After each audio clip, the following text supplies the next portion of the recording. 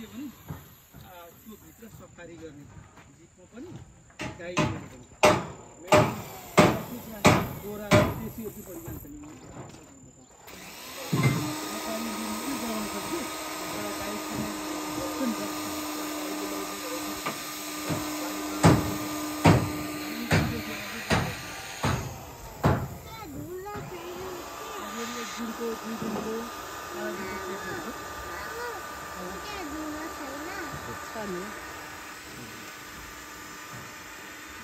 गाडीहरु चाहिँ यता पारिकै उ छ कटेजहरु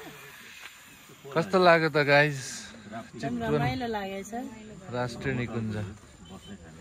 त बेलुका चाहिँ मिस गर्यो हामीले विशाल नखिचेको पर्यटनहरु पुरा जंगल राइड गरेर फर्किँदैछन्